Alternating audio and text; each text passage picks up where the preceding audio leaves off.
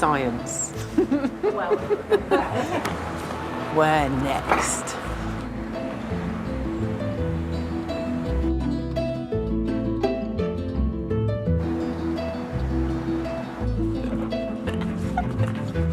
I work in a shop just over the road from where I live. I've worked there for about 6 years in all now. You got washers in here? Yes. Where are they? Our pandemic is just a simulation, so obviously I don't feel sick. But it is entirely possible that someone with a genuine virus would be well enough to walk around like this. All viruses are different. It's almost as though they've got different personalities which will affect how they spread. So something like HIV will lurk around inside your body for years before finally making itself known when you become ill. And even something like flu, you can be infectious for a full day without feeling ill, meaning that you can carry on about your normal everyday business without realising that you're spreading a disease.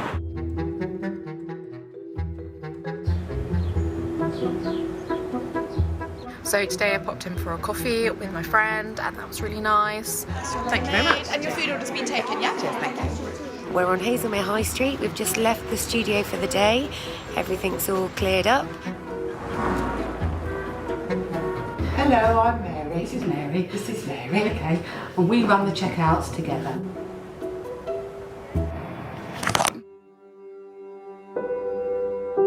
Right, time for a pint, I think. And my last stop here for the day. Hopefully there'll be a few people in here with the app. But it's going to take a few days to be sure of how far the virtual BBC virus has spread. And all the while, our volunteers are blithely carrying on with their normal routine. It is the end of the day for me, and it's my favourite part of the day because we're going to go and pick Daisy up. It's been a really, really long day. It's about 9:30. I've come into contact with loads of kids today. Big assembly, taken all of year 7 out. So it's 11:20, Thursday night. I've just finished work after a very, very long day.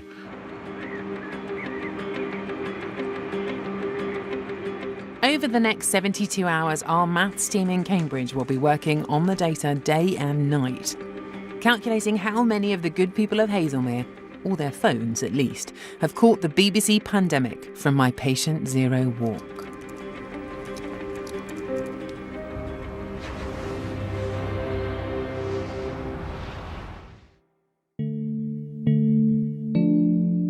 Spanish flu was by far the deadliest pandemic in the last century.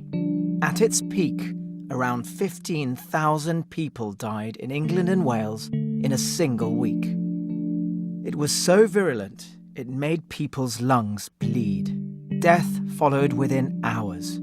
It was a terrifying variant of the seasonal flu we see each winter.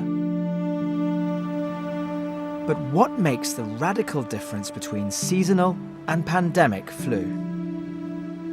I'm meeting one of the country's leading experts to find out how a flu virus can transform into a killer that can threaten our nation at any moment. We think about what one of these viruses looks like to our body. Here it comes. It's basically a bag with all its genetic material in the middle. And on the outside, it's got all these little spikes. Now, all these spikes are what's sticking out and being presented to our immune system, and it makes antibodies. The antibodies, we can draw like little Y-shaped things, and they perfectly recognise the exact shape of the spike of this influenza virus, and that's the person is protected against that invading virus. These antibodies are very specific to that flu virus, so we're immune to flu, surely? Yes, that would be the case if everything just stayed the same year on year, but it doesn't. And the reason for that is viruses create thousands and millions of copies of themselves in a person as they replicate. Now, in copying themselves, they sometimes make mistakes. So if this virus is replicating and it makes a mistake in the gene that encodes this spike, now the spike looks different. It might be a different shape. I'm going to actually draw it as a different colour here. So now the spikes are all coloured yellow. Okay, it's a bit like you go outside in your coat and then you change it and put on a different coloured coat. You now look different to everybody outside. This virus looks different to all the antibodies that had been induced in the first place to the white virus. So even though you had all those white antibodies, they don't do you any good whatsoever against this yellow virus.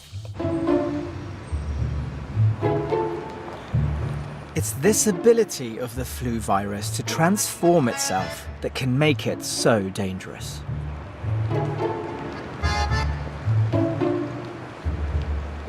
When the outer coat of proteins changes in only a small way, that's called antigenic drift.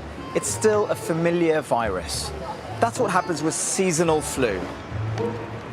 These relatively minor changes in the coat of seasonal flu viruses mean our immune system gives us some protection. But the real danger is that a new, completely unrecognizable flu virus will emerge. A virus with pandemic potential, which our bodies have no immunity to fight off and can cause far more damage.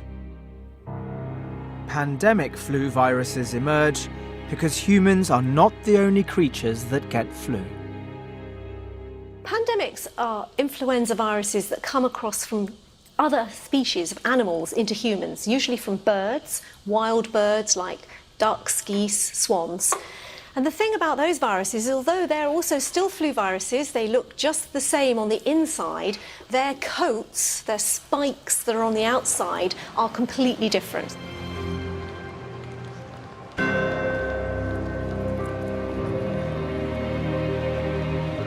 Because these viruses have got genes from the animal population, it can mean that their coat is dramatically different. That's called antigenic shift.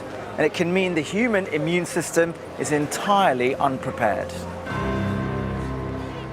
Therefore, everybody gets infected. The outbreak is explosive because everybody is susceptible, and we see it ripping around the world in a matter of days and weeks.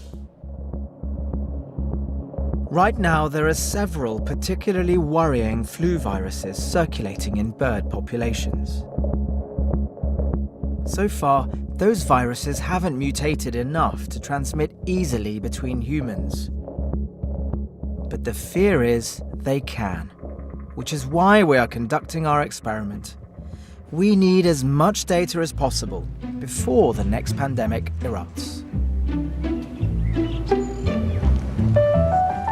In Hazelmere, we've been using our local app to track nearly 500 people for 3 days.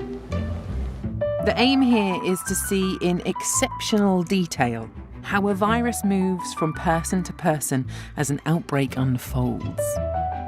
If we can see what drives an infection through this community, it could help save the lives of these people come a real pandemic. Hi, it's Friday. The shop is super busy. We've had an absolutely mental day. I know a lot of people are using this pandemic app that are in the pub.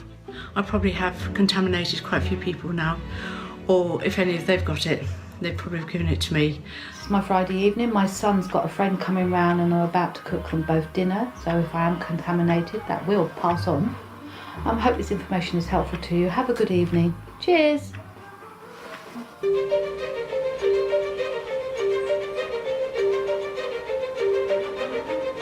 All the volunteers in Hazelmere are about to discover their fate.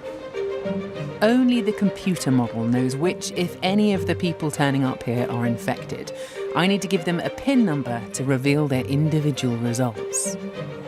There's been no dry run. Nothing like this has been attempted before. I'm about to find out if my walk around town had any effect at all. To be honest, it's all a bit nerve-wracking. To infect you all, there had to first be a patient zero, which you may have guessed was actually me. And we will see if I actually managed to successfully infect any of you. Okay, so if you could get your phones out, I'm going to give 2 different PIN numbers. When you put in that PIN number, it will tell you whether or not you've been infected. If you have been infected, please move over to this side. And if you haven't been infected, move over to that side. Okay, so the 2 PIN numbers are, drum roll. For Android, please type in 8165. And for Apple, type in 8195.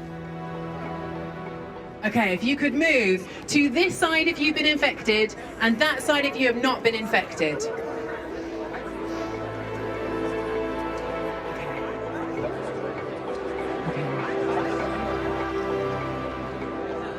Look at that.